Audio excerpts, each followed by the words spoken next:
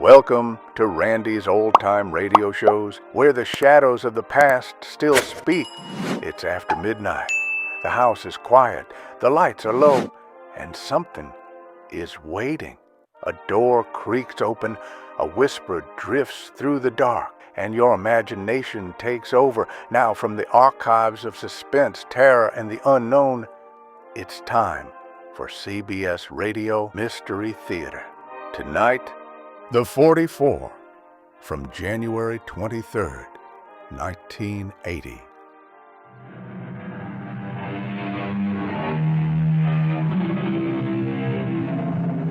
Come in. Welcome.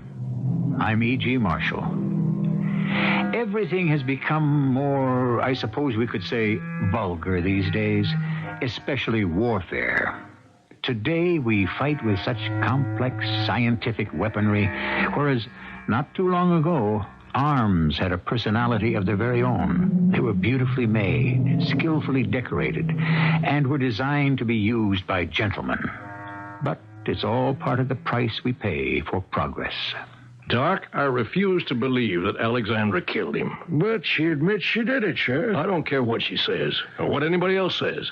People cannot act against their basic nature. Oh, is that a fact? For Alexandra, even to reach for a gun is completely alien to the way she's made. You're a great believer in basic nature, Sheriff. Absolutely.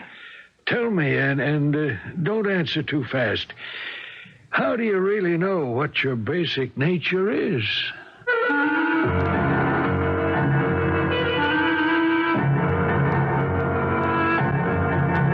Our mystery drama, The 44, was written especially for the Mystery Theater by Sam Dan and stars John Beal. I'll be back shortly with Act One. Much has been written concerning the flowering of New England. By this, of course, is meant the intellectual, spiritual, and literary heritage of that section of our country, which is justly hailed as the cradle of our culture. But New England was also the birthplace of our factories and forges. Indeed, at one time, she was the gunsmith to our nation. Back in 1851, in his Hartford armory, a gunsmith named Samuel Colt started to manufacture a very popular revolver. It came in caliber 36 for the Navy and caliber 44 for the Army. And one of these has survived to become the centerpiece of our story. Sheriff Scobie speaking. Sheriff? Yes? This is Alexandra Edison. Oh. Yes, Alexandra? I dislike to disturb you at home, especially on the Sabbath. Oh, that's all right. I did call your office, but there was no answer. I don't mind, Alexandra. How can I help you? Help me. I'm afraid no one can help me now. What are you saying? Yes, because you see, I broke the commandment, thou shalt not kill. Alexandra. I have killed. I have taken a life, a human life. Is this you, Alexandra Edison? I have shot and killed Mr. Martin K. Beasley. Alexandra, don't do anything. Don't touch anything. I'll be right there.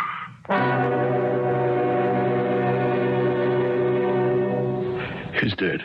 Yes. Yes, I told you. Well, officially, I suppose the coroner has to make that determination, but this man is obviously deceased. And you shot him, you say? I'm sorry, Sheriff. You, Alexandra? You killed him?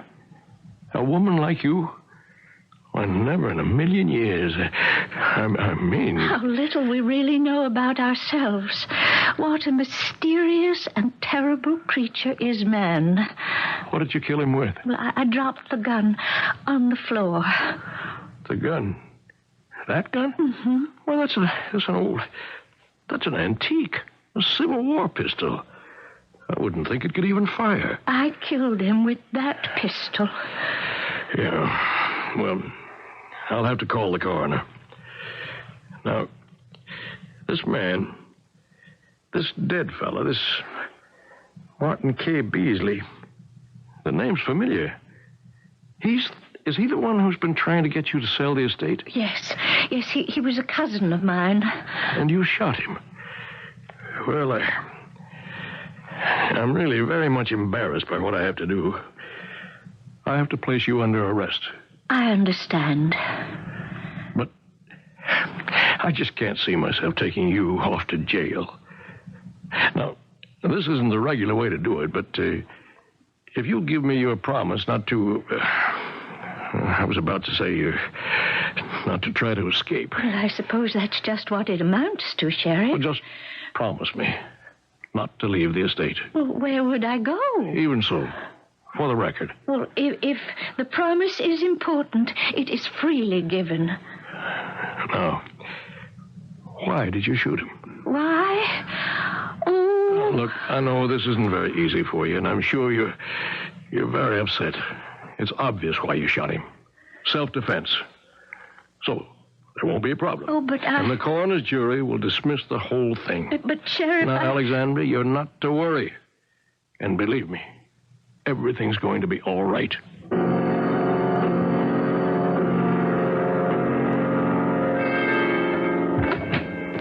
Sheriff Scobie? Yes, sir? My name is Hawkins, Everett Hawkins. Glad to meet you, Mr. Hawkins. Well, I don't think you will be when I tell you who I am and why I'm here. Proceed, Mr. Hawkins. To begin with, I'm a member of the law firm of Hawkins and Beasley. The late Martin K. Beasley was my partner. Yes, sir? I've come here to see that justice is done. Well, sir, nobody should object to justice. The thing is crystal clear. That madwoman shot him.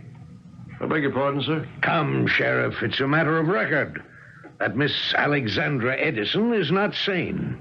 And where is this particular record kept? Oh, I see. I see what's going on here. A little conspiracy. All the hometown folks closing ranks around poor Alexandra Edison to protect her from the rapacious city slickers. Can you document that charge, Mr. Hawkins? The woman has confessed to murder. Why isn't she in custody? Why put her in jail? She's not going anywhere. Why subject her to needless embarrassment? That woman belongs in jail, and I demand that she be placed there at once. You demand? Believe me, no one wants to do Miss Edison any harm. Poor woman, poor, frustrated, unbalanced woman. Why hold her responsible for an act over which she had no control? Where are you headed, Mr. Hawkins? I shall suggest to the prosecutor that the state accept a plea of not guilty by reason of insanity. They'll put her in a sanitarium. She'll receive the best psychiatric care. And naturally, if she's declared incompetent, she won't be able to manage her affairs, huh? Naturally. She only had one relation, Mr. Beasley. Now that he's dead, his wife, Mrs. Beasley, is the heiress, and she should be appointed executrix of the estate. Poor Mrs. Beasley, she's in a state of shock. I'm sure she'll recover. You're a very cynical person, Sheriff. She's here in town. She came down last week with her husband to see if she could help him talk sense to poor Alexandra Edison. I'm sorry, Alexandra. I didn't want to put you in here. It's no disgrace to be in prison.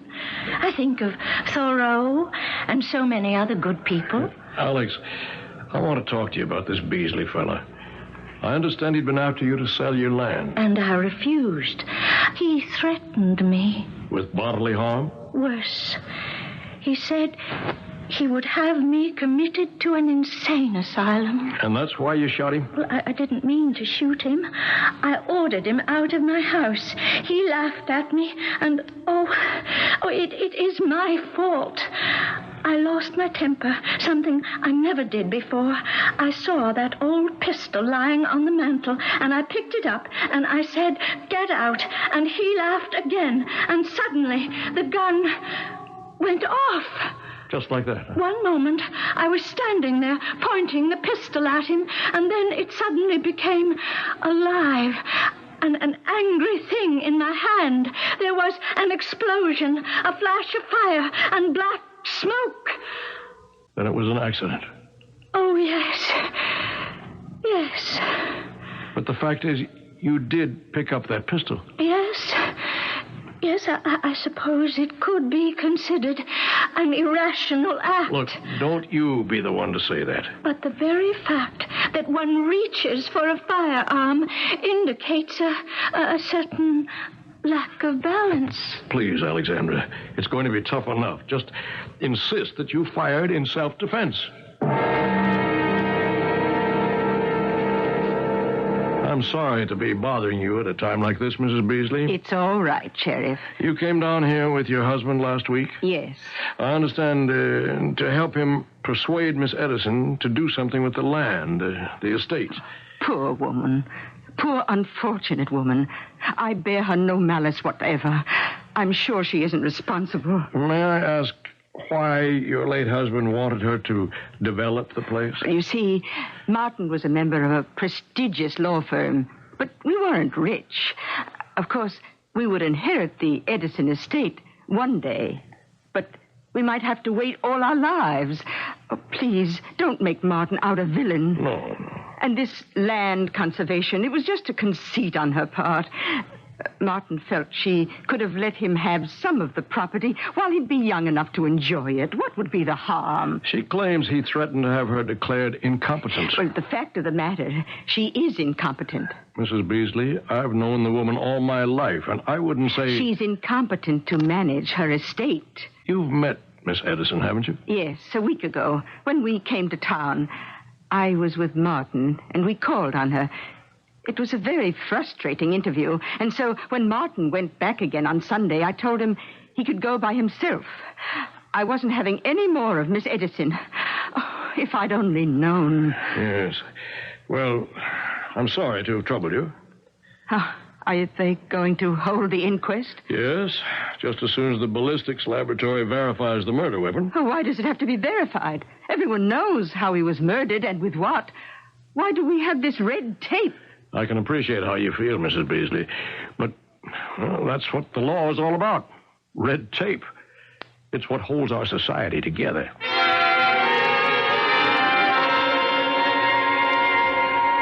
Hello, Sheriff. Hi, Doc. What's up? Well, I'm tying up all my loose ends. Got my autopsy report here. Ready for the inquest tomorrow. He was shot to death, wasn't he? What kind of a question is that? Took out the slug. Big one. 44.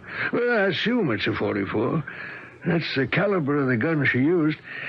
And look, did they send it here? They must have. They didn't send it to me. Send what?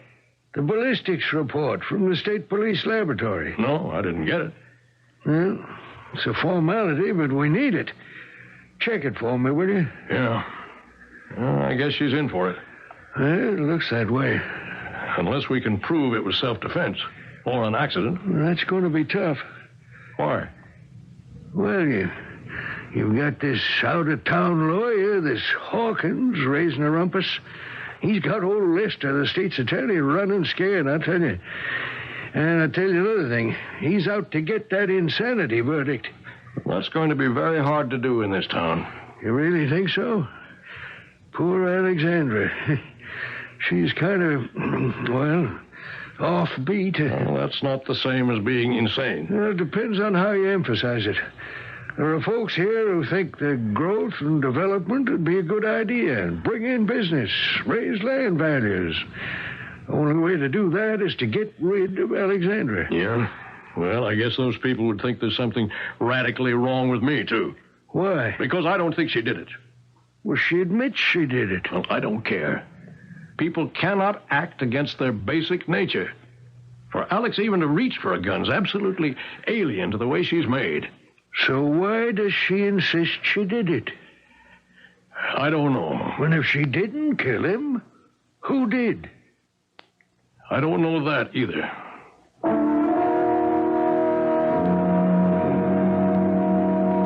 Our basic nature. Can we act against it? More to the point, do we have a basic nature, or do we only think we do?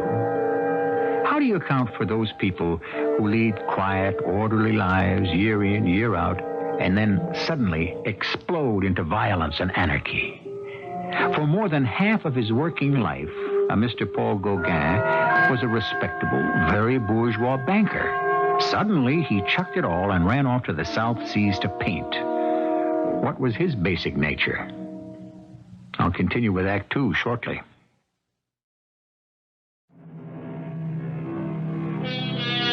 We seem to be involved with a story that deals with insanity, or let us say, alleged insanity. It is an altogether fitting theme for our series, since insanity is basically one of the great mysteries of mankind. In the first place, what is it? In the second place, who says so? Like everything else, therefore, insanity is relative, and that's where all the problems lie. You say you're convinced Alexandra Edison did not kill this Beasley fella, Sheriff? Yes, Doc. Even though she confesses she did it? I don't care what she says. I'm going to ask you a question. Do you say this because you're in love with Alex? What kind of a question is that? Legitimate question?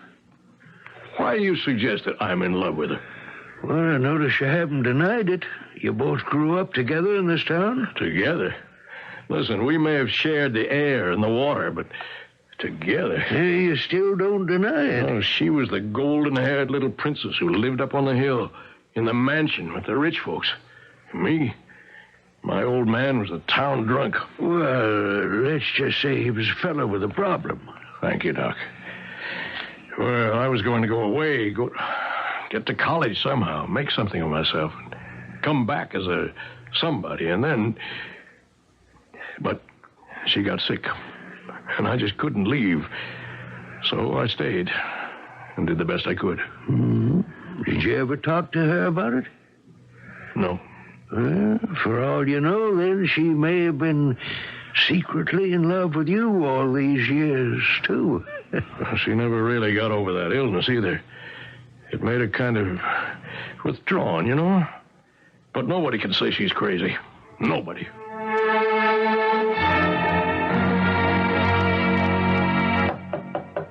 Come in. Are you Sheriff Scobie? That's me. What can I do for you? I'm Sergeant Terry of the State Police. Oh? Oh, won't you sit down, Sergeant?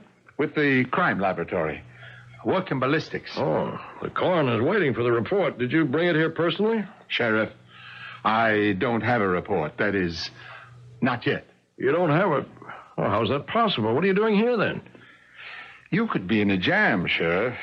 What kind of jam? I don't know. I just wanted you to be aware of it unofficially, off the record. Sheriff, you sent me the wrong gun. What? Here, take a look at it. Well, sure. It's the gun that she used. This is not the gun she used. This is not the weapon that fired the fatal shot. But this is the gun that was on the floor next to the body. That may very well be, but I can tell you, and I am prepared to testify under oath, that this gun has not been fired in, well, could be 50, 60 years. More, maybe. I can't believe that. Now, look, Sheriff. Look closely. See how rusty it is? And furthermore, it's a single action, which means you have to pull back the hammer with your thumb. I know what a single-action revolver is. According to the markings, this piece was manufactured in Hartford, Connecticut in 1859. I can only tell you that this was the gun that was fired. This gun, in its present state, could not be fired. It's the gun she said she used. Well, then she isn't telling the truth. But there wasn't any other gun. Sheriff, for whatever reason, you didn't send us the murder weapon. And I'm going to have to say so publicly. I just thought you should be the first to know.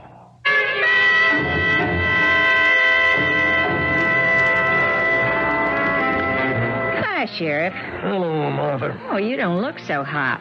You want the luncheon special? Yeah, I guess so. What is it today? Yankee pot roast, your favorite. Oh, why not? The condemned man ate a hearty meal. What's that supposed to mean? Oh, nothing. I just have to do a little thinking. I've been doing a little thinking myself lately. Oh, it's a shame. What is? Well, you know this fella Hawkins? Staying here at the hotel. So's this Mrs. Beasley. widow of this fella Alexandra Edison had to shoot. Tell me, Martha, do you think there's something doing between Hawkins and Mrs. Beasley? No, I don't think so. He's kind of lining people up against Alexandra, in a subtle way. He's talking about the fantastic growth and all it'll accrue to the town if the estate was taken out of Alex's hands. Sounds like a pretty crude approach to me. Oh, it is, but it sinks in, and it churns around inside people's minds. Whether they like it or not, it makes me mad. Is Mrs. Beasley helping him out? She keeps to herself pretty much. Well, she's had a shock. I don't think it was too much of a shock. They didn't get along. This Mr. and Mrs. Beasley. I could hear them in the room. You mean they'd fight? Oh, nothing physical, if you know what I mean. But she kept saying, I could kill you. I could kill you? Well, it might have been her way of speaking. But everything was, I could kill you. I could kill you for being stupid. I could kill you for being a coward. I could kill you for not standing up for your rights. I could kill you. That's interesting. Oh, here's somebody coming who's loaded for bear, looks like. Well, I'll order you your pot roast. Sheriff, I demand an explanation of the incredible situation which has just been brought to light by the state police. You sent them the wrong weapon. Why would I do that? Well, I've been listening to the town gossip. People say you're in love with her. Are you making an accusation of wrongdoing on my part? I'm making a statement, Sheriff. There seems to be a considerable amount of irregularity going on around here, and I'm going to get to the bottom of it. And I'm warning you, your hands had better be clean. Doc, I don't understand it. I don't know how we can sort this thing out. You sure that was a gun near the body? Now, don't you start, Doc. It was the gun, the only gun. Well, I've got to hold an inquest. Alexandra's going to say that she killed Beasley with that pistol. The pistol that was laying on the floor. Lab is going to say that the pistol couldn't be fired. What kind of verdict can we come up with? You have to have the weapon. I know. Could she be pulling a fast one on us? Could she have killed him with another gun and then dropped this one near the body? In that case, what did she do with the gun she used? Well, got rid of it. Hid it. Destroyed it somehow. Oh, well, that's not easy. And she didn't have much time. We know Beasley left the hotel at 2:30 Sunday afternoon to go see Alexandra. It takes at least 15 minutes to get there. So it's now 2:45. At 3 o'clock, Alexandra calls me to say she's killed him. I'm there by 10 after 3. So in 25 minutes, she has to kill Beasley and get rid of the gun, assuming your theory is correct. 25 minutes can be a long time. If the gun is hidden, we can find it. Well, suppose she destroyed it. You're not talking about a piece of paper that can be shredded or burned. It's a fair-sized piece of heavy steel. Well, there's got to be an explanation. I have to have something for the inquest.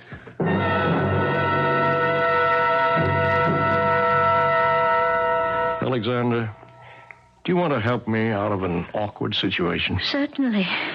I have this problem.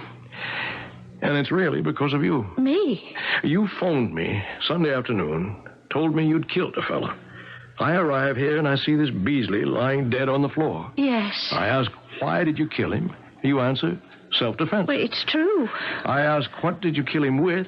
You answer, the gun, lying there next to the body. Yes. I dropped it. No.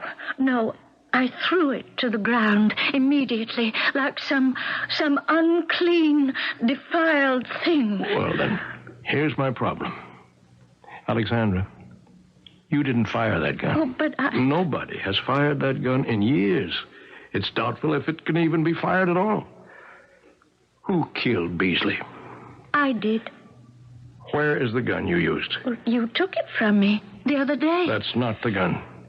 Please, Alex, tell me. I'll have to search the house, the grounds. Why don't you save me the trouble? Is it possible someone else killed him? Well, how could someone else have killed him? You tell me. All right. This could be a fantastic explanation, but it's no more far-fetched than the gun. Suppose someone else had a motive, and that someone else followed him here. He or she could have watched the two of you through the French doors on the patio. He or she could have seen you become angry, reach for the antique revolver, pointed at Beasley, and at that moment could have fired at Beasley, who then fell down dead. In the excitement, you actually might have thought that you fired the shot. Who would believe that? Think. Please, think, Alex. It's an old gun. It's heavy. It fires a very explosive charge. You would have felt it. You would have felt a shock in your hand and a tingling in your arm. Do you remember that kind of reaction? Oh, please, don't ask me any more questions. But I have to. Please, Harry. I'm sorry, but it's my job to... Harry. You haven't called me Harry since we were in high school. Oh. I used to feel so great that you even noticed me. Who was I? Well, you were a very nice young man. Well, I'm still nice. Alexandra, you can trust me. I know you didn't kill Beasley. But I did. No, not with that gun, that antiquated 44. Someone else did. And you know who it is. Trust me, Alex. You know you can trust me. You ought to trust me. That's why you called me Harry. Please, don't ask me. I have to ask you. Well, all right. I'll tell you who killed Martin Beasley. It was my Aunt Emma. Your Aunt Emma? Yes, my great Aunt Emma. Emma Edison. Emma Edison? The one whose picture's up there on the wall? Yes. Emma Edison. Well, she's been dead. She died before we were even born. You don't mean her. Yes, I do. She killed Martin Beasley. But that's impossible. Oh, Harry, you promised me I could trust you, and now you refuse to believe me. I'm sorry, Alex. Just go ahead and tell me. How did your dead Aunt Emma kill Martin Beasley?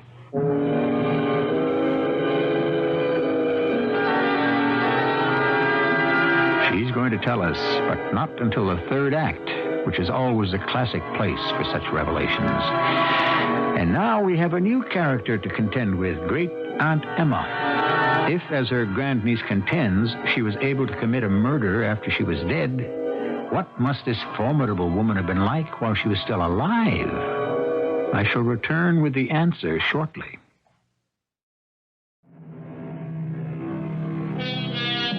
Dead men, they say, tell no tales.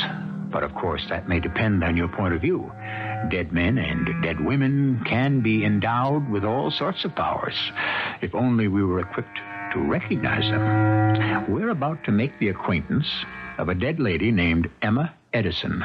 How could your great Aunt Emma have killed Martin Beasley? Well, it's so hard to explain. Please, Alex, try. Well, it hasn't been easy for me these past years. I know. No, I don't think anyone knows. It all has to do somehow with money. I don't know anything about money. Money was always a piece of paper. The mail would bring me a piece of paper that said now I had twice as much money as I did before. And then another piece of paper would come to inform me that now I had 3 times as much money. Pieces of paper. That's all they ever were to me. Is it clear to you what I'm saying, Harry? Yes, it's clear, Alex. Your great Aunt Emma? Martin Beasley would come to see me, and he would insist that I turn it all over to the developers, that we increase the value of the land. He kept saying he would protect his interests, and even mine. He tried to convince me that I would soon lose everything. And he threatened you? He told me they could have me declared incompetent. I was terrified. One day, I looked at the portrait of great Aunt Emma above the mantel, and I said to it, "You You're so different.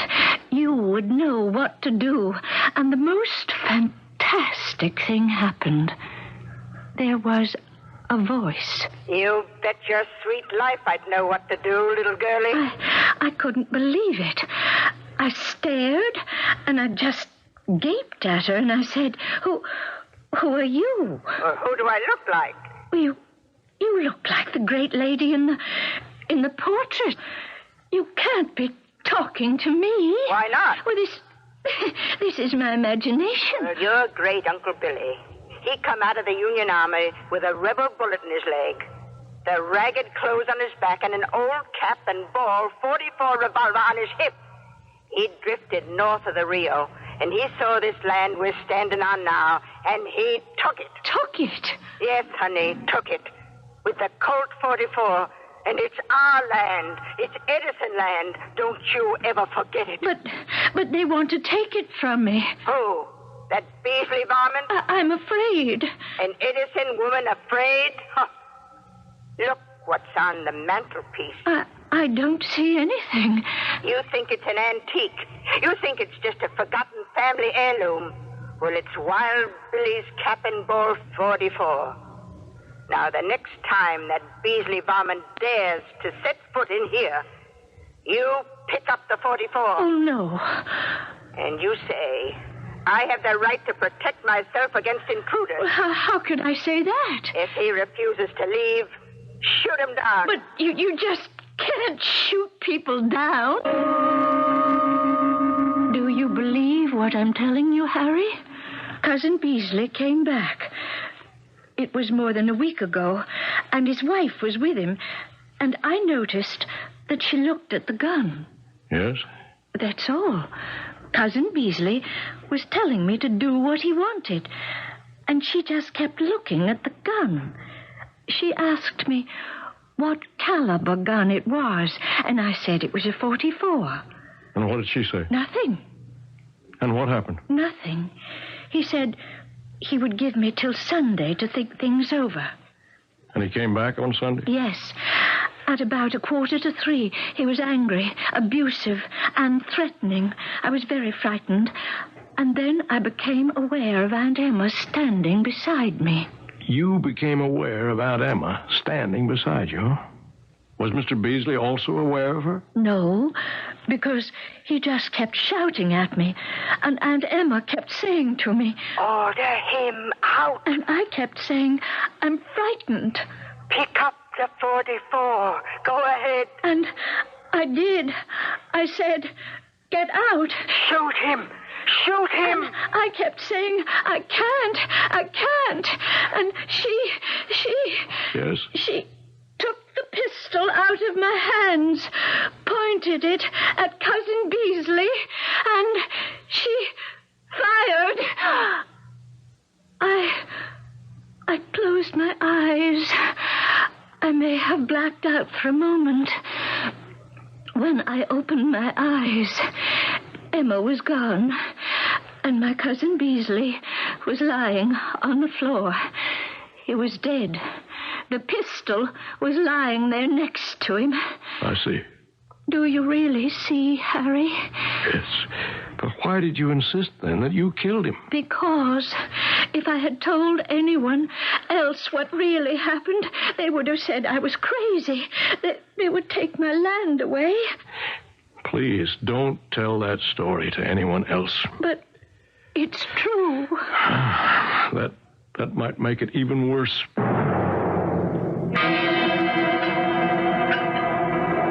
Hello, Martha. Oh, you look like a person with a problem. Oh, Sheriff, I can't get enough help to clean the rooms properly. I see Mrs. Beasley's in the dining room, along with Mr. Hawkins. They just sat down to eat. Which means they'll be here at least an hour. More likely 20 minutes. They're not folks who know how to relax over food. Even 20 minutes should be enough. For what? For me to search her room. Oh. Any objections? Oh, no. No, none at all. What are you looking for? A gun. A gun? Yeah. Are you saying she killed her own husband? Well, according to what you told me, she'd have liked to have killed him. Yeah, but twixt the wish and the deed, there's... There's a gun. Go through those drawers, and I'll look through the closets. There's not a sign of a gun of any kind. I guess it isn't here. Hey, what are you looking in the wastebasket for? Well, you never know. Oh, she certainly wouldn't have thrown a gun into the wastebasket, would she? No. But she did throw something else in here. What is it? You complain about how it's hard to get your maids to do a thorough job. Well, I certainly do. Miss Beasley, Mr. Hawkins, mind if I join you? Oh, sit down, Sheriff. I think it's time we arrived at an understanding. I agree. What is holding things up here? What are you people trying to pull? When is that coroner going to hold his inquest? I believe he could hold it this afternoon. Well, why doesn't he? He's hoping something might turn up. Something like what? Something definite. Otherwise, he'll have to have a verdict to the effect that Mr. Beasley's death was caused by a person or persons unknown. But Mr. Beasley was killed by Miss Edison. Who says so? She says so. Well, she may have been nervous, overwrought. But everybody knows she killed him with that antique pistol. If you contend that she killed him with that .44, then we have the testimony of expert witness Sergeant Terry of the State Police that the gun in question could not have been fired. Well, it doesn't matter. I don't care if she killed him or not. Her conduct is sufficient evidence that she is not competent. Which is really what you're after. You want Mrs. Beasley here to succeed to control of the estate. And I don't think there's too much you can do about it. If you're willing to grant that Miss Edison did not kill Mr. Beasley, then we open up a fascinating line of inquiry. Who did? And how? Now, that's not my problem. It does become your problem if the killer is Mrs. Beasley. What are you trying to imply? Now, don't say a word. Good lawyer's instinct. Shut her up. How dare you make this abominable accusation? It's a speculation.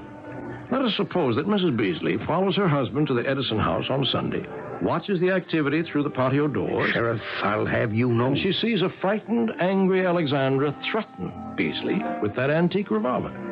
Mrs. Beasley here has another .44, which she fires through the open door. Of all the ridiculous... Poor, terrified Miss Edison actually believes she herself is the killer. You couldn't prove a word of this. All you have is speculation. No, I never said it was anything else. Then we don't have to listen to it. You don't have a shred of evidence. Well, I do have a shred of something. It's a piece of paper. A receipt from a hardware store in Calvin's Corners, which is some 20 miles from here. A receipt for the purchase of one box of .44 caliber cartridges. Why did you buy a box of .44 caliber cartridges, Mrs. Beasley? Jeanette, don't say a word. Oh, what's the use? They can prove I bought the shells. And why? I wanted to kill him. Jeanette. But I didn't. I had this absolutely rattle-brained, crazy idea. When I was at her house with him, I saw the gun. I figured if I could get a shell for it and kill him with it, it could be pinned on her. As your attorney, Jeanette, I warn you. But I didn't do it. I bought the bullets. I sneaked back there one day. I saw her out walking. I got into the house, and I couldn't even load that stupid thing. It was an old-style gun. It couldn't take a modern-type cartridge. Whatever the reason, I hated him.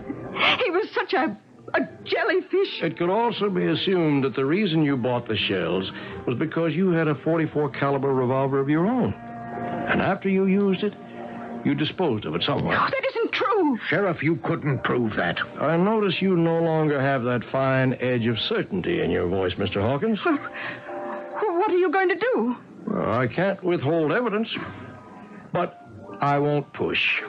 If both of you agree not to bother Miss Edison anymore.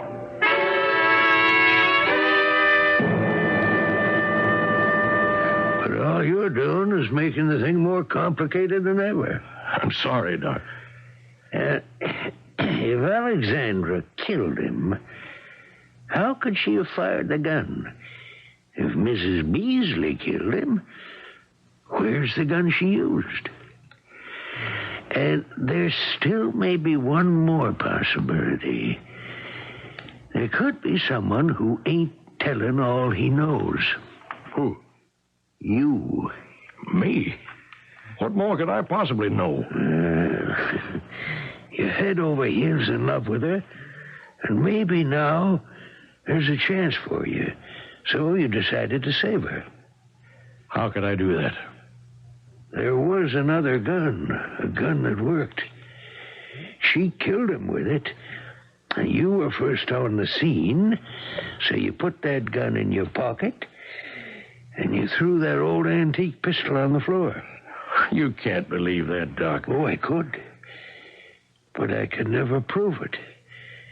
I got maybe half a ton of suspicions, but I don't have one single ounce of proof. Nor am I likely to find any. So, as coroner, what's going to happen, Doc? You're probably going to get married to Alexandra Edison. I mean, what's going to happen as far as the murder of Martin K. Beasley is concerned? I don't know.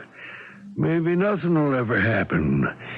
After all, not every murder that's committed gets solved, does it?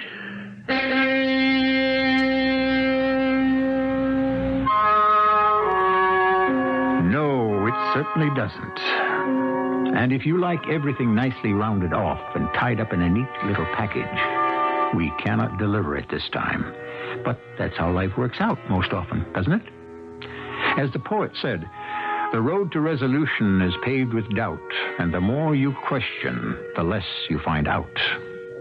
Our problem is we may have found out too much. We shall discuss this further shortly. It has been said that nothing changes more constantly than the past. For the past that influences our lives may not consist of what actually happened, but of what we believe did happen. The very split second an act is committed, it belongs to the past.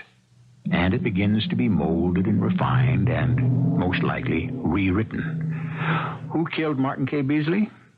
It depends on your point of view. And your point of view is the infinite number of ideas, fears, desires, and whatnot that are constantly churning around in your psyche. And in mine?